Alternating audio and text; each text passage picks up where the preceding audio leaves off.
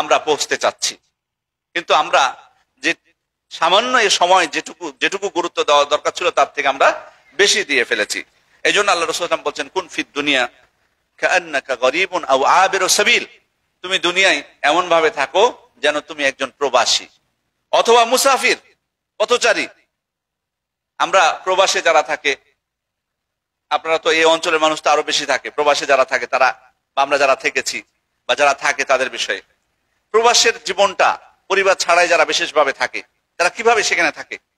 সেখানে যারা প্রবাসী, একজন প্রবাসী বিদেশ গেল অর্থ উপার্জনের জন্য, সেখানে যে কি সে প্রথমে একটা বাড়ি তৈরি করে, তারপর সেখানে যে বিভিন্ন আসবাবপত্র, খাট, টেলিভিশন, তারপরে আরো ফিল্টার থেকে শুরু করে যাবতীয় বিষয়গুলো সে কি আগে ঘর সাজায় তারপরে কাজ করা শুরু করে, নাকি এক রুমে প্রায় 5 জন 6 জন একসাথে বসবাস করে, একটাই বেড, কিছু কাপড় তার কাছে থাকে, হয়তো পানির একটা বোতল থাকে, সামান্য হয়তো তার জরুরি কিছু সংরক্ষণের জন্য হয়তো একটা বক্স থাকে বা কিছু, এটুকুই না যারা প্রবাসে থাকে, নাকি বাড়ি সাজায়? কেউ বাড়ি সাজাতে চায় না। আল্লাহ রাসূল সাল্লাল্লাহু আলাইহি ওয়াসাল্লাম বলছেন যে তুমি দুনিয়াতে এভাবে থাকো, অল্পে তুষ্ট নিয়ে, মানে সময় তো তোমার অল্প। প্রবাসী একজন মানুষ যেভাবে থাকে অল্পতে তুষ্ট হয়ে তুমি সেভাবে থাকো, অথবা মুসাফিরের মতো। আমরা যখন সফরে বের হই তখন আমরা কি নিয়ে যাই? গোটা বাড়ির যত আসবাবপত্র আছে সবকিছু নিয়ে বের হই আমাদের, নাকি ব্যাগে জরুরি একটা লুঙ্গি, হয়তো কিছু ওষুধপত্র যেটা আমার জরুরি খেতে হয়, সেগুলোই কিন্তু আমরা সাথে নিই। আল্লাহ রাসূল সাল্লাল্লাহু আলাইহি ওয়াসাল্লাম বলছেন তোমার পুরো জীবনটা যাতে এরকম হয়, মুসাফিরের মতো, প্রবাসীর মতো হয়, মানে দুনিয়াটাকে তুমি এত বেশি গুরুত্ব দিও না। সম্মানিত উপস্থিতি, বাস্তবে যদি আমরা আখিরাতের জীবনটাকে গুরুত্ব দিতাম, সেটাই যদি আমাদের লক্ষ্য বস্তু হতো, তাহলে কিন্তু আমাদের জীবনটা পরিবর্তন হয়ে যেত, যেভাবে আল্লাহ রাসূল সাল্লাল্লাহু আলাইহি ওয়াসাল্লামের সাহাবীদের জীবন পরিবর্তন হয়ে গেছে। তাহলে আমরা এবার যাই যে আখিরাতের প্রতি ইমানের ফলাফলটা আসলে কি। যদি আমাদের ইমান শক্তিশালী হয় আখিরাতের প্রতি, তাহলে আমাদের জীবনে সেটার প্রভাবটা কি, কেমন পড়বে, সাহাবা ইকরামের জীবনে কেমন প্রভাব পড়েছিল। দেখুন, যদি বাস্তবে আমাদের আখিরাতের প্রতি ইমান শক্তিশালী হয়, আমরা শরীয়তের বিধানসমূহ হাসি মুখে গ্রহণ করে নিব, অকপটে গ্রহণ করব। এখানে কোনো প্রকার আমাদের এখানে মানে দ্বিধা থাকবে না, নির্দ্বিধায় গ্রহণ করে ফেলবো শরীয়তের বিধিবিধান। যেমন মাইজ ইবনে মালিক আল্লাহ রাসূল সাল্লাল্লাহু আলাইহি ওয়াসাল্লামের কাছে এসে তিনি কি বলেছিলেন? তাহিরনি ইয়া রাসূলুল্লাহ, আল্লাহ রাসূল সাল্লাল্লাহু আলাইহি ওয়াসাল্লাম আমাকে পবিত্র করো। তো আল্লাহ রাসূল সাল্লাল্লাহু আলাইহি ওয়াসাল্লাম তাকে বারবার বলছেন, ওয়াইহাক ইরজি ফাস্তাগফিরিল্লাহ ওয়া তুব ইলাইহি, তুমি ফিরে যাও, তোমার জন্য আফসোস, তুমি যে আল্লাহর কাছে তওবা করো, তার কাছে ক্ষমা প্রার্থনা করো। উনি আবার বলছেন তাহিরনি ইয়া রাসূলুল্লাহ, আল্লাহ রাসূল আমাকে পবিত্র করুন। আল্লাহ রাসূল সাল্লাল্লাহু আলাইহি ওয়াসাল্লাম আবার বললেন। 3 বার বলার পর চতুর্থবার যখন বলেছেন তখন তিনি বলছেন, মিম্মা উতাহিরুক, তোমাকে কি থেকে আমি পবিত্র করব? তখন উনি বলছেন, মিনাজ জিনা, জিনা থেকে। আল্লাহ রাসূল সাল্লাল্লাহু আলাইহি ওয়াসাল্লাম বললেন, আবিহি জুনুন, এই লোকটা কি পাগল নাকি?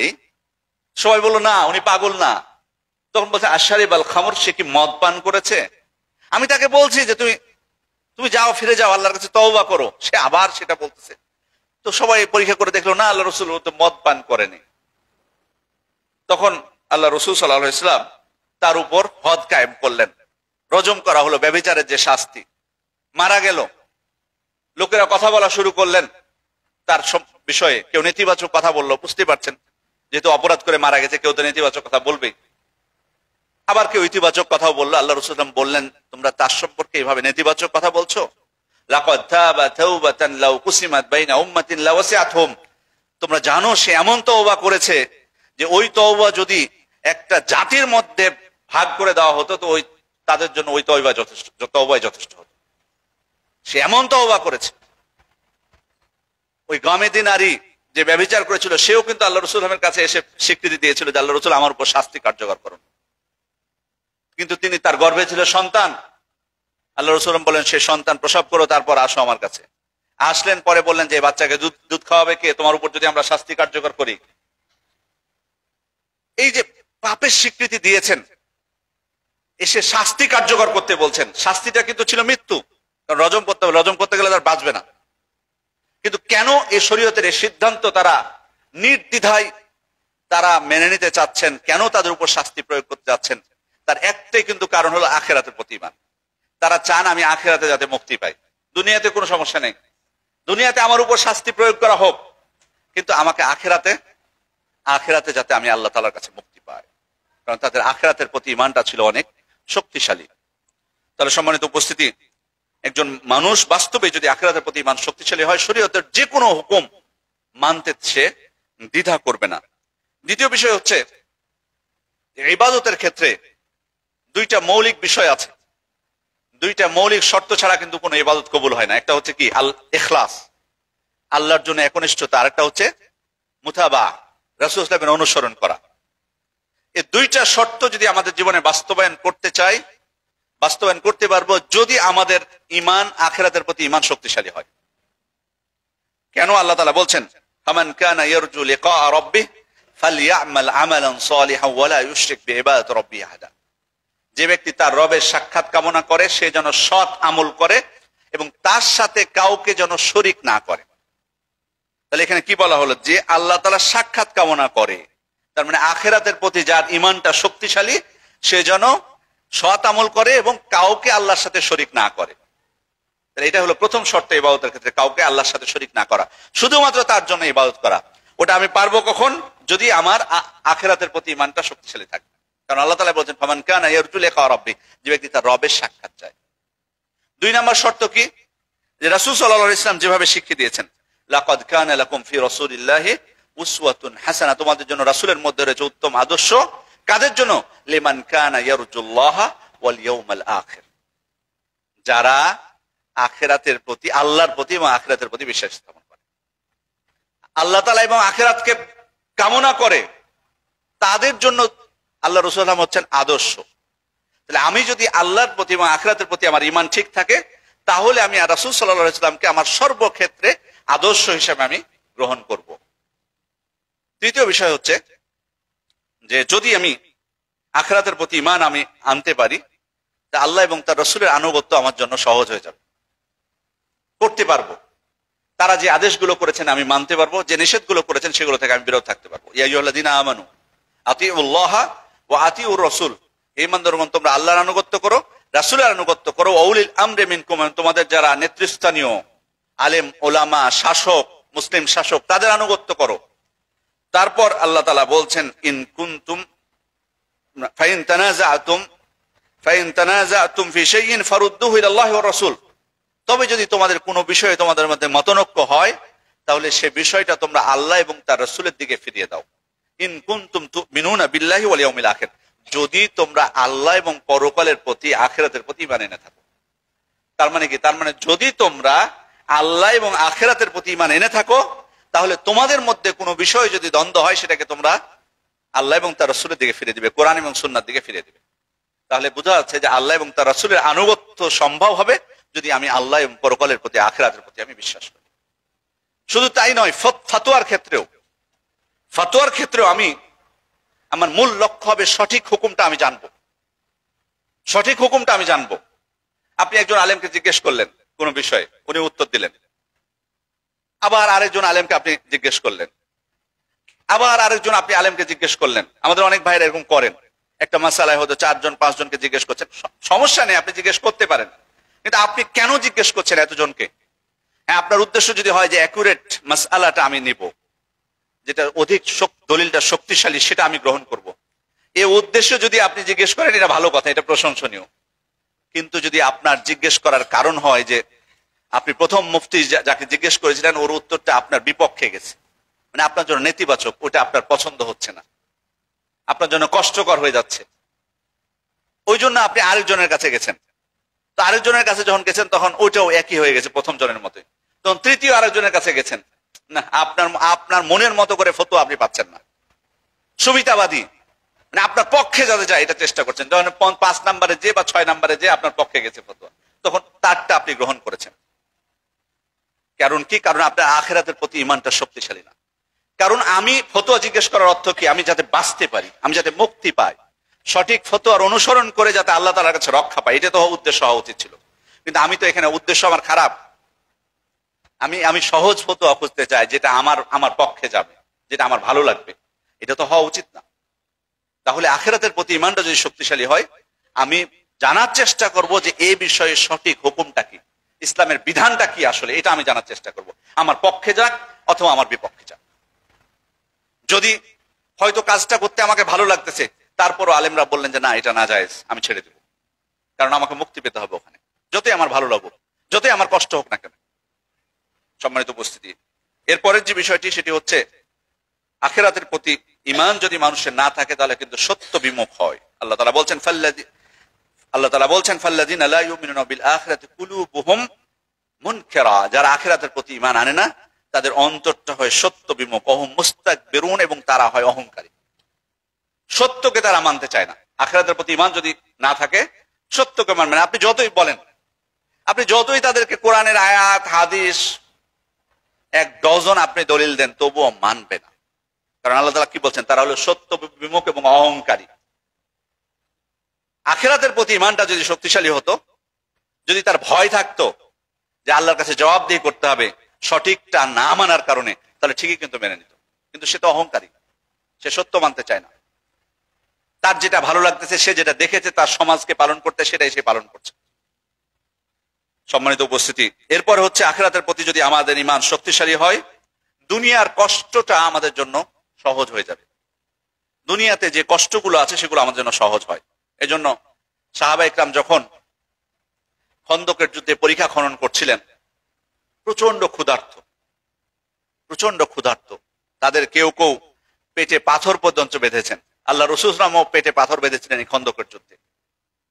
এই ক্ষুধা পেটে মানুষ কিন্তু স্বাভাবিক যে কাজগুলো সেগুলো কিন্তু করতে পারে না, এমনকি রেস্ট, বিশ্রাম, ঘুমও কিন্তু আসে না যদি প্রচন্ড ক্ষুধা থাকে আপনার। অথচ পরীক্ষা খননের মতো কঠিন কাজ তারা করতেছেন এই ক্ষুধা পেটে। শক্তিটা কি ছিল? শক্তি আল্লাহ রাসূল সাল্লাল্লাহু আলাইহি ওয়াসাল্লাম তাদের জন্য কষ্টের মধ্যে তখন তাদেরকে কি বলেছেন, আল্লাহুম্মা লা আইশা ইল্লা আইশুল আখিরাহ, আল্লাহুম্মা গফির লিল মুহাজিরিন ওয়াল আনসার। হে আল্লাহ, শান্তি নেই আখিরাতের শান্তি ছাড়া, অতএব আপনি মুহাজির এবং আনসারদেরকে আল্লাহ ক্ষমা করে দিন। তাদের একটাই আশা ছিল যে আমি যদি কষ্ট করি এই দুনিয়াতে, আমি আখিরাতে আল্লাহর কাছে মুক্তি পাবো, সেখানে আমি পুরস্কার পাবো। এই শক্তিটাই তাদেরকে এই কাজ করতে সহযোগিতা করেছে, এই কষ্ট করতে সহযোগিতা করেছে। হিজরত করে যখন চলে আসলেন, কত ত্যাগ স্বীকার করতে হয়েছে মুহাজিরদেরকে। মক্কা থেকে যখন আসলেন, সবকিছু তারা ছেড়ে এসেছিলেন না, তাদের বাড়ি ঘর থেকে ধন সম্পদ, দামি বাড়ি পর্যন্ত অনেকে ছেড়ে এসেছেন। আব্দুল্লাহ ইবনে জাহাশ রাদিয়াল্লাহু আনহু, তার দামি বাড়ি ছিল, সে বাড়ি ছেড়ে উনি চলে এসেছেন।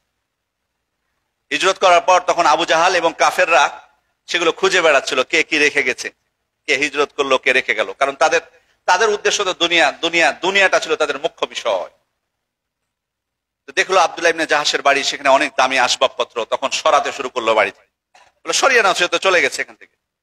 উনি মদিনায় সংবাদ পেয়ে গেলেন, তার কাছে সংবাদ পৌঁছলো যে আপনার বাড়ির দামি আসবাবপত্র আবু জাহাল এবং তার বাহিনী সরিয়ে নিচ্ছে। ওনার মন খারাপ হলো। মানুষ তো আল্লাহ রাসূল সাল্লাল্লাহু আলাইহি ওয়াসাল্লামকে যে সংবাদ দিলেন, তখন আল্লাহ রাসূল সাল্লাল্লাহু আলাইহি ওয়াসাল্লাম তাকে বলছেন, আলা তারদা ইয়া আব্দুল্লাহ আইয়ুতিয়াকাল্লাহু বিহা দারান ফিল জান্নাহ। হে আব্দুল্লাহ, তুমি কি চাও না যে আল্লাহ তাআলা এর বিনিময়ে তোমাকে জান্নাতে একটি ঘর দান করুক? তখন উনি আনন্দিত হয়েছেন এবং আনন্দে তার দুই চোখ দিয়ে অশ্রু বের হতে শুরু করেছে। কেন খুশি হলেন? কিছুক্ষণ আগে তো মন খারাপ ছিল, যখন শুনেছেন আখিরাতের বিষয়, আখিরাতের পুরস্কারের কথা, খুশি হয়ে গেছে। এভাবে আমরা জানি সুহাইব রাদিয়াল্লাহু আনহু, সুহাইব আর রোমি যাকে বলা হয়, এসেছিলেন বাইরে থেকে, মক্কায় ব্যবসা বাণিজ্য করেছিলেন, কিছু সম্পদ হয়েছিল। আল্লাহ রাসূল সাল্লাল্লাহু আলাইহি ওয়াসাল্লামের প্রতি ঈমান আনেন। ওই একই হিজরতের সময় কিন্তু মক্কার কাফেররা কিন্তু চাচ্ছিল না যে কেউ হিজরত করুক, জোরপূর্বক তারা আটকাচ্ছিল। সুহাইব রাদিয়াল্লাহু আনহু যখন হিজরত করছেন, তখন তারা এসে বাধা হয়ে দাঁড়ালো, বললো, সুহাইব এখন তুমি চলে যাবা? এত আরামে কিচ্ছু ছিল না তুমি যখন আমাদের কাছে আসো, একবারে নিঃস্ব হয়ে তুমি আমাদের কাছে এসেছিলা, আর এখন তুমি লাভবান হয়েছে, তোমার সম্পদ হয়েছে, আর তুমি এখান থেকে তুমি নিরাপদে মক্কা থেকে বের হয়ে মদিনায় চলে যাবে, এত সহজ না, তোমাকে আমরা ছাড়ছি না এত সহজে। তখন তিনি বলেছিলেন, তোমরা কি চাও আসলে? যদি আমি আমার সমস্ত সম্পদগুলো তোমাদেরকে দিয়ে দিই, তাহলে ঠিক আছে, আমাকে যেতে দিবে তোমরা? বললা, হ্যাঁ রাজি আছি। প্রকাশ্য যে সম্পদ ছিল সেগুলো তো উনি দিলেন, যেগুলো লুকানো ছিল যে সম্পদগুলো, সবগুলো তিনি দিয়ে দিলেন। বলে, নাও, আমার কিছুই প্রয়োজন নাই, তোমরা নিয়ে নাও, কিন্তু আমার হিজরতের পথ উন্মুক্ত করে দাও। উনি যখন বের হয়ে গেলেন মদিনার পথে, আল্লাহ রাসূল সাল্লাল্লাহু আলাইহি ওয়াসাল্লাম তখনও কুবায় অবস্থান করছেন। তখনও তিনি মূল মদিনায় ঢুকেননি, কুবায় অবস্থান করছেন। ওই সময় যে উপস্থিত হয়েছেন সোহাইব রাদিয়াল্লাহু আনহু, আল্লাহ রাসূল সাল্লাল্লাহু আলাইহি ওয়াসাল্লাম তাকে দেখে বলছেন, রবিহাল বাই ইয়া আবা ইয়াহইয়া, হে আবু ইয়াহইয়া, তোমার ব্যবসা লাভজনক হয়েছে, তোমার ব্যবসা লাভজনক হয়েছে। তুমি যে লেনদেন করেছো, কি লেনদেন করেছেন? সমস্ত সম্পদ আল্লাহ রাস্তায় দিয়ে উনি আল্লাহ রাসূল সাল্লাল্লাহু কাছে ছুটে গেছেন। এটাই হচ্ছে লেনদেন, ব্যবসা। আখিরাতের ব্যবসায় উনি সফল হয়েছেন। উনি আল্লাহ রাসূল বলছেন তোমার ব্যবসা লাভজনক হয়েছে। উনি বুঝে গেছেন কি বলতে চাচ্ছেন। উনি শুধু জিজ্ঞেস করলেন, আল্লাহ রাসূল, আমার সাথে এই ঘটনা ঘটার পর আমার পূর্বে তো আপনার সাথে কেউ সাক্ষাৎ করেনি, তাহলে কে আপনাকে এই সংবাদ জানিয়েছে আমার সাথে যেটা ঘটেছে? আল্লাহ রাসূল বলেন, জিবরিল আলাইহিস সালাম আমাকে সংবাদ দিয়েছে। স্বয়ং আল্লাহ তাআলার পক্ষ থেকে সংবাদ দেওয়া হয়েছে যে সুহাইব রাদিয়াল্লাহু আনহু যে লেনদেন করেছেন, ব্যবসা করেছেন, সেটা লাভজনক হয়েছে। সুবহানাল্লাহ। সম্মানিত উপস্থিতি, এই যে ছাড় ত্যাগ, এটা কি কম কষ্টের ছিল? মানে আপনি কষ্ট করে সম্পদ অর্জন করলেন, তারপর আপনার কাছ থেকে নিয়ে নিল এমনিতেই, এটা কম কষ্টের? এই যে যারা ব্যবসা করেন, ব্যবসায়িকরা চাঁদা নেয় না ম্যাক্সিমাম আমাদের দেশে, এটা মানে ছোট থেকে বড় থেকে কেউ রক্ষা পায় না। একজন ভ্যানওয়ালাও যদি এখানে সবজি বিক্রি করে, আপনারা তাকেও ছাড়েন না, ঠিক না? আমি আপনাদেরকে বলছি না, মানে আমাদের সমাজের তাকেও ছাড় দেওয়া হয় না। রাস্তায় বিক্রি করলো তাকে চাঁদা দিয়ে ওই ভ্যান থেকে বিক্রি করতে হয়। তো যারা কষ্ট করে ব্যবসা করছেন দিন রাত ঘাম ঝরিয়ে, যদি আপনার কাছে এসে 1 লক্ষ টাকা চাঁদা চায়, ওইটা দিতে কষ্ট হবে না? সেখানে সমস্ত সম্পদ বিলিয়ে দিয়েছেন, এটা কম কষ্টের ছিল? কিন্তু ওনারা এটা কষ্টটা ওনাদের কাছে সহজ হয়ে গেছে। কেন? আখিরাতের প্রতি ঈমানটা শক্তিশালী হওয়ার জন্য। সম্মানিত উপস্থিতি, এরপরে হচ্ছে যদি আখিরাতের প্রতি ঈমান শক্তিশালী হয়, আমরা আত্মপ্রশান্তি লাভ করব এবং লোভ আসবে না সম্পদের প্রতি। কারো সম্পদ অর্জন দেখে আমাদের মনের মধ্যে সংকীর্ণতা আসবে না। মানে একবার মনে হবে না যে ওই এত সম্পদ অর্জন করে নিল, আসবে না এটা মনে। আপনি কিছুই মনে করবেন না এটাকে। এই জন্য আল্লাহ রাসূল সাল্লাল্লাহু আলাইহি ওয়াসাল্লাম বলছেন, সুনানে তিরমিজির বর্ণনা, মান কানাতিল আখিরাতু হাম্মাহু জাআলাল্লাহু গিনাহু ফি কলবি। আখিরাত যার চিন্তার বিষয় হবে, আখিরাতে যার একমাত্র চিন্তার বিষয় হবে, আল্লাহ তাআলা তার অন্তরকে অভাব মুক্ত করে দিবেন। মানে সে অভাব দেখবে না, অভাব অনুভব করবে না, যদি আখিরাত একমাত্র চিন্তার বিষয়বস্তু হয়। ওয়া জামা আলাহু শামলা, আল্লাহ তার বিক্ষিপ্ত বিষয়গুলোকে সুসংযত করে দিবেন। তার কাছে কিছুই বিক্ষিপ্ত মনে হবে না, সব মনে হবে যে সবকিছু সুন্দরভাবে চলতেছে। ওয়া আতাতহু দুনিয়া ওয়া হিয়া রাগিমা, দুনিয়া তার কাছে এসে হাজির হবে, কিন্তু সে দুনিয়াকে তার ভালো লাগবে না, অমুখাপেক্ষী হবে, অপছন্দ করবে সে। দুনিয়া তার কাছে আসবে কিন্তু সে দুনিয়াকে চাইবে না, বলে না দরকার নেই আমার। বিপরীতে অমান কানাতিদ দুনিয়া হাম্মাহু জাআলাল্লাহু ফাকরাহু বাইনা আইনিহি, কিন্তু দুনিয়া যার একমাত্র চিন্তার বিষয়বস্তু হবে, সব সময় শুধু দুনিয়া নিয়ে ভাবে, সব সময় রাস্তা ঘাটে ঘুমের মধ্যেও শুধু দুনিয়া নিয়ে স্বপ্ন, সালাতের মধ্যে দাঁড়ালেও দুনিয়া নিয়ে ভাবে, কয় রাকাত হলো, কি পড়েছে না পড়েছে কিচ্ছু মনে থাকে না। দুনিয়া যার একমাত্র চিন্তার বিষয়বস্তু হবে, তার পরিণতি কি হবে? জাআলাল্লাহু ফাকরাহু বাইনা আইনিহি, আল্লাহ অভাবকে তার চোখের সামনে এনে দিবেন। সব মানে আপনি বাস্তব পাবেন। আপনি বহুত টাকাওয়ালা মানুষগুলোকে আপনি দেখবেন, আপনি যে তার সাথে কথা বলেন, দেখবেন অভাবই শোনাবে আপনাকে। এখানে ক্ষয়ক্ষতি হয়েছে, এখানে হয়েছে, এটা হয়নি, এই সমস্যার মধ্যে আছে, বহু কথা অভাব শোনাবে আপনাকে। বাস্তব আল্লাহ রাসূল সাল্লাল্লাহু আলাইহি ওয়াসাল্লাম বলছেন, দুনিয়া যার চিন্তার বিষয়বস্তু হবে, আল্লাহ সব অভাবকে তার চোখের সামনে এনে দিবেন। ওয়াফাররাকা আলাইহি শামলাহু, তার সুসংযত বিষয়গুলোকে আল্লাহ বিক্ষিপ্ত করে দিবেন, মানে স্বস্তি পাবে না, সবকিছুই তার কাছে এলোমেলো মনে হবে। কখন এটা করব, কখন এটা, সবকিছু তার কাছে এলোমেলো হয়ে যাবে। ওয়ালাম ইয়াতিহি মিনাদ দুনিয়া ইল্লা মা কুদ্দিরা লাহ, অথচ সে দুনিয়ার ততটুকুই পাবে যতটুকু আল্লাহ তার ভাগ্যে লিখে রেখেছেন, কিন্তু সব সময় শুধু দুনিয়াই করবে। তাহলে দেখুন, আখিরাত যার চিন্তার বিষয়বস্তু, সে দুনিয়া তার কাছে আসবে কিন্তু বলবে না আমার দুনিয়ার প্রয়োজন নাই। অভাব মুক্ত করে দিবেন তার অন্তরকে আল্লাহ তাআলা। এরপরে হচ্ছে যে সৎকর্মে দৃঢ়তা সৃষ্টি হবে, সৎকর্মের প্রতি আগ্রহ সৃষ্টি হবে যদি আখিরাতের প্রতি ঈমানটা আমার শক্তিশালী হয়। কারণ সেটার প্রতি আমি আখিরাতের প্রতিদানটা আমার কাছে মুখ্য হবে। আল্লাহ তাআলা কি বলেছেন হাদিসে কুদসির মধ্যে, আমি ওটা স্মরণ করব, আ'দাতু লিবাদিয়াস সালিহিন মা লা আইনুন রাআত ওয়ালা উযুনুন সামিআত ওয়ালা খাতার আলা কলবি বাশার। আমি আমার বান্দাদের জন্য, সৎ বান্দাদের জন্য, সৎকর্মশীল বান্দাদের জন্য এমন কিছু প্রস্তুত করে রেখেছি আখিরাতে, যেটা তার চোখ কখনো দেখেনি, কান কখনো শুনেনি, তার অন্তরে কখনো সে ভাবতেই পারেনি। কল্পনাই করতে পারেনি এমন কিছু আমি প্রস্তুত করে রেখেছি। ফালা ফালা তা'লামু নাফসুম মা উখফিয়া লাহুম মিন কুররাতি আ'য়ুন। কেউ জানে না তার জন্য চোখ জুড়ানো কি বিষয় আল্লাহ তাআলা লুকিয়ে রেখে, তার জন্য চোখ জুড়ানো কি বিষয় লুকিয়ে রাখা হয়েছে তা কেউ জানে না। এই যে লোভটা আখিরাতে, আমরা কেউ জানি না। এই যে এটার প্রতি আকর্ষণ, এই আকর্ষণের কারণে আমার সৎ কাজের প্রতি আমার আগ্রহ সৃষ্টি হবে, দৃঢ়তা সৃষ্টি হবে। এই জন্য আল্লাহ রাসূল সাল্লাল্লাহু আলাইহি ওয়াসাল্লাম বদরের যুদ্ধে যখন বললেন কুমু ইলা জান্নাতিন আরদুহাস সামাওয়াতু ওয়াল আরদ, তোমরা এমন জান্নাতের দিকে ধাবিত হও যার প্রশস্ততা আকাশ সমূহ এবং জমিন ব্যাপী, তখন একজন আনসারী সাহাবী উমাইর ইবনুল হুমাম তিনি বলেন যে আল্লাহ রাসূল, বাস্তবিক কি জান্নাতে এত প্রশস্ত? তখন বললেন হ্যাঁ। তখন তিনি বললেন বাহ বাহ, ছাড়ো ছাড়ো। আল্লাহ রাসূল তাকে জিজ্ঞেস করলেন তুমি এরকম কথা কেন বলছো? তখন উনি বললেন যে আল্লাহ রাসূল, আমি আশা করছি বা আমি চাচ্ছি যে আল্লাহ তাআলা যাতে আমাকে জান্নাত দান করেন, এমন জান্নাত। তখন আল্লাহ রাসূল তাকে বললেন ফাইন্নাকা মিন আহলিহা, তুমি জান্নাতের অধিবাসীদের একজন। তো তিনি তখন তার ওই ব্যাগ থেকে বের করে কিছু খেজুর খাচ্ছিলেন। খেজুর খেতে খেতে উনি বলছেন লাইন আনা হাইতু হাত্তা আকুলা থামারাতি ইন্নাহা হায়াতুন তাওয়িলা।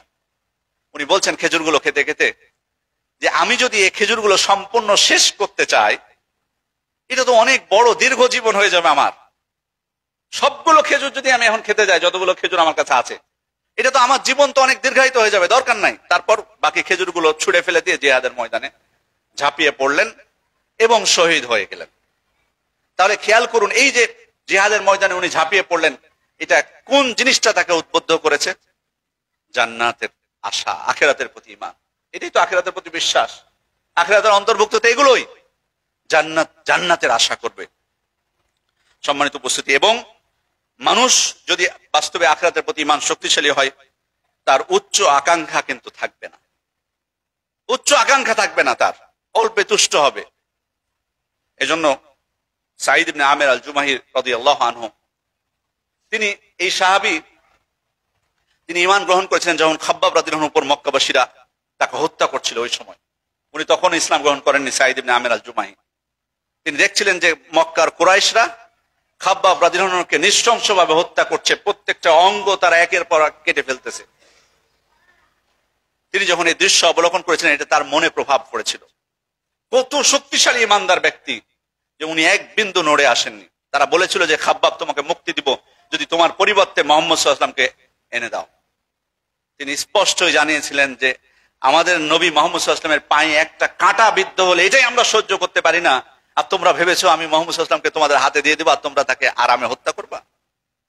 সাঈদ ইবনে আমের আল জুমাহি এই দৃশ্য দেখে তিনি প্রভাবিত হয়েছেন, তারপর ঈমান আনেন।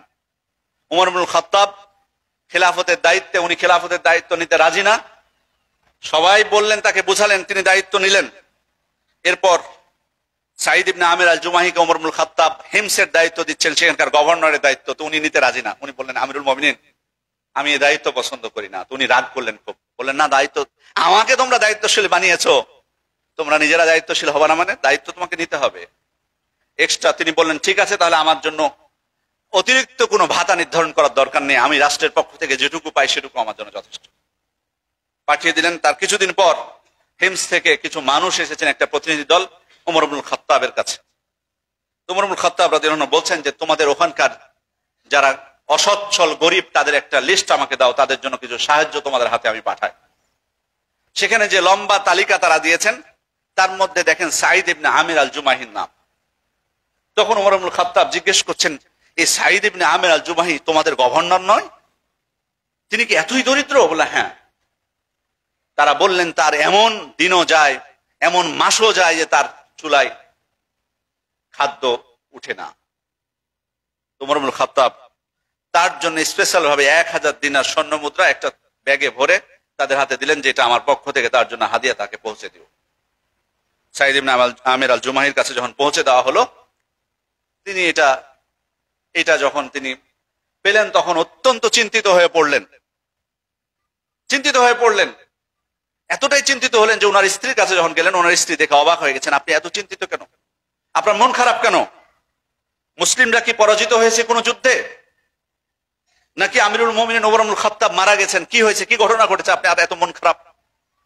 তখন উনি বলছেন দাখালাত আলাইয়া দুনিয়া লিতুফসিদা আখিরাতি ওয়া হাল্লাতিল ফিতনাতু ফি বাইতি, যে দুনিয়া আমার কাছে প্রবেশ করেছে আখিরাতকে ধ্বংস করার জন্য, আর বিপদ এসে আমার বাড়িতে উপস্থিত হয়েছে। কি ঘটনা? আমিরুল মুমিনিন আমার জন্য 1000 স্বর্ণ মুদ্রা পাঠিয়েছেন। তখন উনি বললেন যে তুমি এটা দরিদ্রদের মধ্যে দান করে এটা থেকে মুক্ত হয়ে যাও। সাঈদ ইবনে আমির আল জুমাহি তাই করলেন। সম্মানিত উপস্থিতি, কিসের আশায় এই ত্যাগ স্বীকার করেছেন তারা? উচ্চ আকাঙ্ক্ষা তাদের মধ্যে আসেনি। আর আমরা তো পদ পাওয়ার আগেই, পদ পাওয়ার পদ তো বুঝতেই পারছেন, সেটা তো টার্গেট আছেই যে কি করব। পদ পাওয়ার আগেই কোটিপতি, পদ পাওয়ার আগেই সাদা পাথর হাওয়া হয়ে গেছে, তাহলে পদ পেলে তখন আর কি হতে পারে আল্লাহই ভালো জানেন। সম্মানিত উপস্থিতি, খলিফা হারুনুর রশিদ, তার সাথে বহলুলের যে ঘটনা, একটা প্রসিদ্ধ ঘটনা আছে। বহলুলকে তার সাথে সাক্ষাৎ হওয়ার পর তিনি তার কাছে কিছু নসিহত চেয়েছিলেন। তাকে বলেছিলেন ইজনি ইয়া বহলুল, বহলুল তুমি আমাকে কিছু উপদেশ দাও। তো বহলুল তখন তাকে জিজ্ঞেস করেছিলেন আইনা আবাউকা ওয়া আজদাদুকা, আপনার বাপদাদারা কোথায়? তো বললেন যে ফি কুবুরিহিম, তাদের কবরে। তো বললেন যে ওয়াইনা কুসুরুহুম, তাদের অট্টালিকা গুলো কোথায়? তো বলে ওই যে তাদের অট্টালিকা। বহলুল তখন তাকে বলছেন যে এই যে তাদের অট্টালিকা, আর এগুলো হলো তাদের কবর। ফামা নাফাআতুহুম কুসুরুহুম ফি কুবুরিহিম, তাহলে বোঝা গেল যে এই অট্টালিকা তাদের কবরে কোনো কাজে আসেনি, ওই মাটির নিচে যেতেই হয়েছে। এই বড় বড় অট্টালিকা বানিয়ে কোনো কাজে আসেনি। এ কথা যখন বলছেন তখন হারুন রশিদ বলছেন আরো বলো। তখন উনি বলছেন যে আমিরুল মুমিনিন, আপনার অট্টালিকাটাও তো অনেক প্রশস্ত দেখতেছি, কিন্তু যদি আপনার কবরটাও এরকম প্রশস্ত হতো। তখন বলে আরো উপদেশ দাও তুমি। তো উনি বলছেন যে ধরুন কিসরার গুপ্ত ধন আপনাকে দিয়ে দেওয়া হলো, দামি সম্পদ, অনেক সম্পদ আপনি পেয়ে গেলেন, এবং আপনার হায়াত বাড়িয়ে দেওয়া হলো। এর ফলাফলটা কি বলুন তো? এর ফলাফলটা কি? একদিন তো আপনাকে মারা যেতেই হবে, এই সম্পদগুলো তো আপনাকে রেখে যেতে হবে, সেটাই কি সত্য নয়? তখন বলে হ্যাঁ, সেটাই তো সত্য কথা। হায়াত বাড়িয়ে দিল কি? আমাকে তো মরতে হবে, বাড়িয়ে দিল না হয় 10 বছর বা 20 বছর, এত কিছু পেলেন, ওইগুলো রেখে তো আপনাকে কবরে যেতেই হবে। তাহলে সম্মানিত উপস্থিতি, এই জন্য মুসলিম যিনি হবেন, এই জন্য আল্লাহ রসুল সাল্লাল্লাহু আলাইহি ওয়াসাল্লাম, যেটি সহিহ বুখারীর বর্ণনা, উমর ইবনুল খাত্তাব আল্লাহ রসুল সাল্লামের কাছে গেছেন, তো শুয়েছিলেন তিনি। যখন উঠেছেন তখন তার পিঠে এবং পার্শ্ব দেশে ওই চাটাইয়ের দাগ পড়ে গেছে। আল্লাহ রসুল সাল্লামের এই অবস্থা দেখে উমর ইবনুল খাত্তাব রাদিয়াল্লাহু আনহু কাঁদতে শুরু করেছেন। তা আল্লাহ রসুল সাল্লাম তাকে তখন বলছেন, উমর তুমি কাঁদছো কেন? তখন উনি বলছেন ইন্না কিসরা ওয়া কাইসার ফীমা হুমা ফি ওয়া আনতা রাসূলুল্লাহ, আল্লাহ রসুল, পারস্য সম্রাট কিসরা, রোম সম্রাট কাইসার, তারা কত বিলাসিতা এবং আড়ম্বর জীবন যাপন করছে, কত শান্তির মধ্যে, সুখের মধ্যে আছে, আর আপনি হচ্ছেন সর্বশ্রেষ্ঠ নবী, এই পৃথিবীর মধ্যে সব থেকে উত্তম মানুষ, আপনি শ্রেষ্ঠ মানুষ আল্লাহ তাআলার কাছে, আর আপনি এত কষ্ট করছেন, আপনার শরীরে চাটাইয়ের দাগ, শরীরের পার্শ্বে দাগ আপনার। তখন আল্লাহ রাসূল সাল্লাল্লাহু আলাইহি ওয়াসাল্লাম তখন তাকে জবাব দিয়েছিলেন আমা তারদা আন তাকুনা লাহুমুদ দুনিয়া ওয়া লানাল আখিরাহ, তুমি কি চাও না ওমর, দুনিয়াটা হোক তাদের জন্য আর আখিরাত হোক আমাদের জন্য? এভাবেই আল্লাহ রাসূল সাল্লাল্লাহু আলাইহি ওয়াসাল্লাম সাহাবায়ে কিরামকেও তিনি গড়ে তুলেছিলেন। এরপর হচ্ছে আখিরাতের প্রতি ঈমান যদি আমাদের শক্তিশালী হয়, বিপদ আপদে ধৈর্য ধারণের শক্তিও আমাদের বেড়ে যাবে। এই জন্য যখন আম্মার বিন ইয়াসিরের পরিবারের উপর, আম্মারের উপর, তার পিতা ইয়াসিরের উপর, তার মা সুমাইয়ার উপর মুশরিকরা নির্যাতন করছিল, তখন আল্লাহ রাসূল তাদেরকে দেখে বলেছিলেন সবরান আলা ইয়াসির ফাইন্না মাউইদাকুমুল জান্নাহ, এই ইয়াসিরের পরিবার তোমরা ধৈর্য ধারণ করো, নিশ্চয় তোমাদের ঠিকানা হচ্ছে জান্নাত। কেন বলেছিলেন আখিরাতের কথা? যাতে তাদের ধৈর্য শক্তি বৃদ্ধি পায়। আতা ইবনে রবাহ বলছেন, ইবনে আব্বাস রাদিয়াল্লাহু আনহু আমাকে বললেন তুমি কি কোনো জান্নাতি নারীকে দেখতে চাও? তিনি বলেন হ্যাঁ অবশ্যই, যদি জান্নাতি নারীকে দুনিয়াতে দেখতে পাই যে অমুক জান্নাতি, দেখবো না কেন? তখন উনি বলেন হাযিহিল মারআ সাউদা আতাতিন নবী সাল্লাল্লাহু আলাইহি সাল্লাম, এই যে দেখছো এই কালো মহিলাটিকে, এই মহিলা এসেছিলেন আল্লাহ রাসূল সাল্লাল্লাহু আলাইহি ওয়াসাল্লামের কাছে, এসে বলেছিলেন ইয়া রাসূলুল্লাহ ইন্নী উসরা ওয়া ইন্নী আতাকাশাফ ফাদুল্লাহ লি আন ইউআফিনি, আল্লাহ রাসূল আমার একটা অসুখ আছে, আমি অজ্ঞান হয়ে পড়ে যাই এবং আমার লজ্জাস্থান বের হয়ে যায়, আপনি আল্লাহর কাছে দোয়া করুন আল্লাহ যেন আমাকে এই রোগ থেকে মুক্তি দান করেন। তখন আল্লাহ রাসূল সাল্লাল্লাহু আলাইহি ওয়াসাল্লাম বলছেন ইন শি'তি সাবারতি ওয়ালাকিল জান্নাহ, তুমি যদি চাও, ধৈর্য ধারণ করতে চাও, তাহলে আল্লাহ তাআলা তোমাকে এর বিনিময়ে জান্নাত দান করবেন। আর যদি তুমি চাও আমি তোমার জন্য দোয়া করি আল্লাহ যেন তোমাকে সুস্থতা দান করেন, তাহলে আল্লাহ তাআলা, আমি দোয়া করলে আল্লাহ তাআলা সুস্থতা দান করবেন। কোনটা তুমি চাও? মানে আমি যদি তোমার জন্য দোয়া করি এখন আল্লাহ তোমাকে সুস্থতা দান করবেন, এটা চাও? নাকি তুমি দুনিয়াতে ধৈর্য ধারণ করবা, এর বিনিময়ে আল্লাহ তোমাকে জান্নাত দান করবেন, এটা চাও? তখন তিনি বলছেন বাল আসবির ইয়া রাসূলুল্লাহ, আল্লাহ রাসূল আমি ধৈর্য ধারণ করতে চাই, মানে আমার জান্নাতটাই দরকার। তবে আল্লাহ রাসূল আপনি দোয়া করুন আমার লজ্জাস্থানটা যাতে বের না হয়। আল্লাহ রাসূল তার জন্য সেটাই দোয়া করলেন। তাহলে দেখুন, সুযোগ ছিল আল্লাহ তাকে সুস্থ করার, কিন্তু উনি বেছে নেন কি? আখিরাতকে বেছে নিয়েছেন। এভাবে আল্লাহ রাসূল বা সাহাবা ইকরামের জীবনে, সাহাবা ইকরামের জীবনে, আল্লাহ রাসূল সাল্লাল্লাহু আলাইহি ওয়াসাল্লামের জীবনে, সাহাবা ইকরামের জীবনে এভাবে আমরা দেখতে পাই যে তারা কিভাবে তাদের যে ধৈর্য শক্তি ছিল, ত্যাগ ছিল, সবকিছুর পিছনে যে মূল শক্তিটি কাজ করেছে সেটা হচ্ছে আখিরাতের প্রতি ঈমান। সম্মানিত উপস্থিতি, এরপর হচ্ছে সমাজে যদি আমরা চাই যে শান্তি প্রতিষ্ঠা হোক, সমাজে শান্তি প্রতিষ্ঠিত হোক, তাহলেও কিন্তু এই ঈমানের এই রুকনটিকে আমাদের শক্তিশালী করা দরকার। কারণ আসলে আমরা আমাদের মধ্যে বিভক্তি, আমাদের মধ্যে এত ঝগড়া বিবাদ, বিশৃঙ্খলা, এটার মূল কারণ কিন্তু দুনিয়া নিয়ে ব্যস্ত থাকার কারণে, দুনিয়াটাকে প্রাধান্য দেওয়ার কারণে এত কিছু।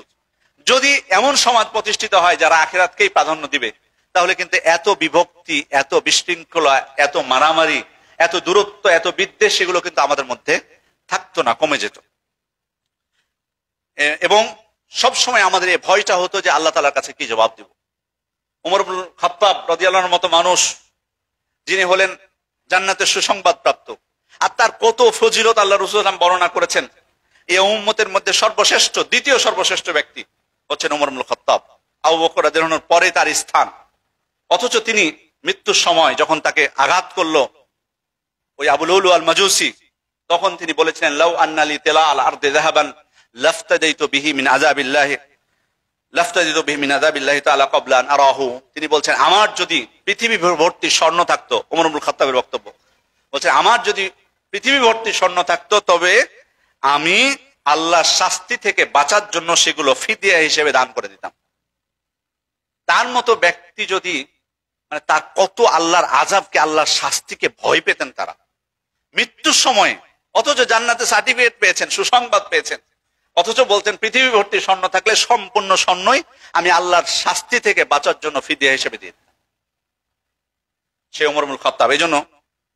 এজন্য ইমাম ইবনুল জাওজি রাহমাতুল্লাহ আলাইহি বলছেন যে ওমরের মতো মানুষের আল্লাহ ভীতি আর তোমাদের মতো মানুষের নিশ্চিন্ততা দেখে আমি বিস্মিত হই। মানে তোমরা নিশ্চিন্তে জীবন যাপন করছো, ভাবো না। বাস্তবে তো তাই, আমরা নিজের কথাটা একবারও ভাবি না। কোন উদাহরণ দেওয়া লাগলে আমরা খুঁজি যে কার ব্যাপারে এই উদাহরণটা প্রযোজ্য হবে, পরের কথা ভাবি, নিজের মুক্তির কথা একবারও ভাবি না। অমুক দেশের শাসক কি করতেছে সেটা নিয়ে ভাবনা খুব ভাবি, চিন্তায় ঘুম আসে না।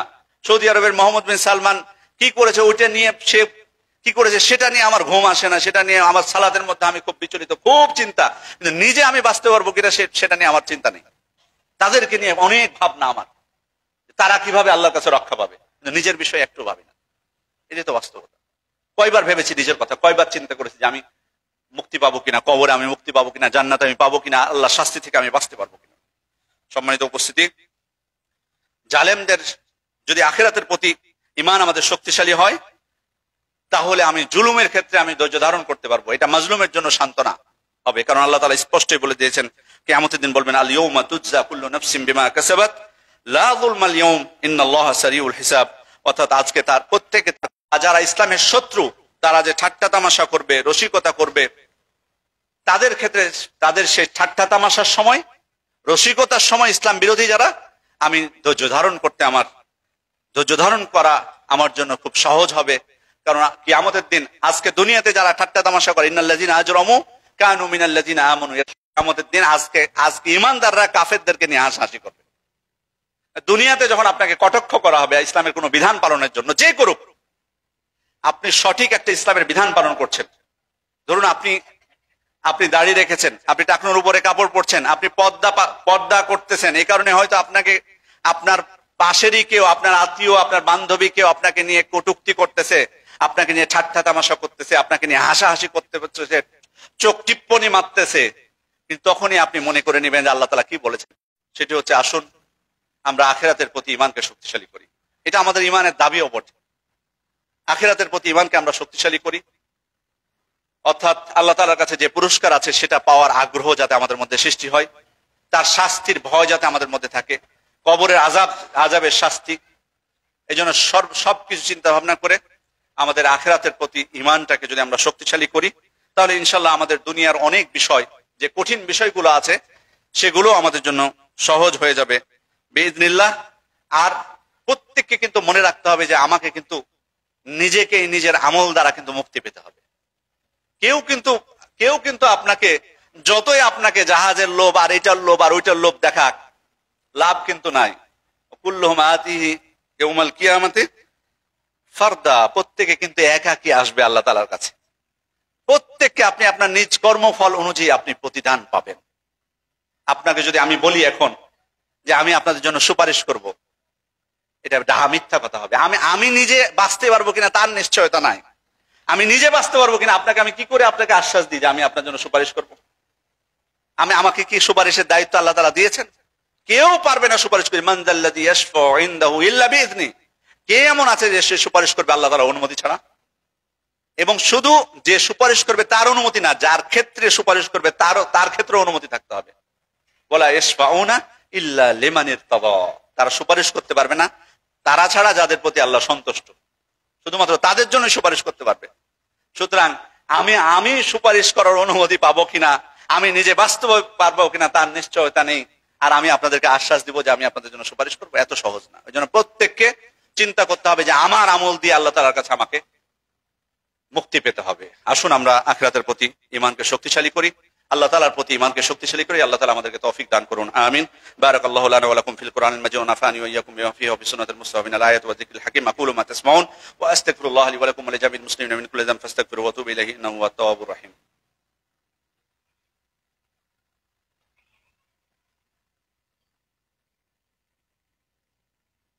إن الحمد لله نحمده ونستعينه ونستغفره ونعوذ بالله من شرور أنفسنا ومن سيئات أعمالنا، من يهده الله فلا مضل له ومن يضلل فلا هادي له، وأشهد أن لا إله إلا الله وحده لا شريك له، وأشهد أن محمدا عبده ورسوله. أما بعد، يا أيها المؤمنون، إن الله أمركم بأمر بدأ فيه بنفسه وثنى بملائكة قدسه وثلث بكم أيها المسلمون، فقال عز من قائل عليما: إن الله وملائكته يصلون على النبي يا أيها الذين آمنوا صلوا عليه وسلموا تسليما. وقال صلى الله عليه وسلم: من صلى عليه صلاة صلى الله عليه أشرا. اللهم صل على محمد وعلى آل محمد كما صليت على إبراهيم وعلى آل إبراهيم إنك حميد مجيد. اللهم بارك على محمد وعلى آل محمد كما باركت على إبراهيم وعلى آل إبراهيم إنك حميد مجيد. وارض اللهم عن الخلفاء الراشدين والأئمة المهديين أبي بكر وعمر وعثمان وعلي وعن سائر أصحاب نبيك والتابعين ومن تبعهم بإحسان إلى يوم الدين. اللهم أعز الإسلام والمسلمين، اللهم أعز الإسلام والمسلمين، اللهم أذل الشرك والمشركين، اللهم انصر المسلمين في كل مكان، اللهم انصر المسلمين في كل مكان. ربنا آتنا في الدنيا حسنة وفي الآخرة حسنة وقنا عذاب النار. ربنا ظلمنا أنفسنا وإن لم تغفر لنا وترحمنا لنكونن من الخاسرين. আমরা দোয়া করব আন্তরিকভাবে আমাদের যে সমস্ত ভাইয়েরা অসুস্থ আছেন তাদের জন্য আল্লাহ যেন তাদেরকে সুস্থতা দান করেন। অনেকেই বিপদ বালা মুসিবতের মধ্যে আছেন বিভিন্নভাবে, আমরা তাদের জন্য দোয়া করব আল্লাহ যেন তাদেরকে বিপদ থেকে মুক্তি দান করেন। যারা মারা গেছেন তাদের জন্য আন্তরিকভাবে দোয়া করব আল্লাহ যেন তাদেরকে ক্ষমা করে দেন, জান্নাতুল ফেরদাউস দান করেন। ইবাদাল্লাহ ইয়ারহামুকুমুল্লাহ, ইন্নাল্লাহা ইয়া'মুরু বিল আদলি ওয়াল ইহসান ওয়া ইতা'i যিল কুরবা ওয়া ইয়ানহা আনিল ফাহশাই ওয়াল মুনকার ওয়াল বাগই ইয়া'iযুকুম লা'আল্লাকুম তাযাক্কারুন। ফাযকুরুল্লাহা ইয়াযকুরকুম ওয়াদউহু ইস্তাজিব লাকুম ওয়া লাযিকরুল্লাহি আকবার। আল্লাহু ইয়া'লামু মা তাসনাউন। কুমু ইলা সালাতিকুম।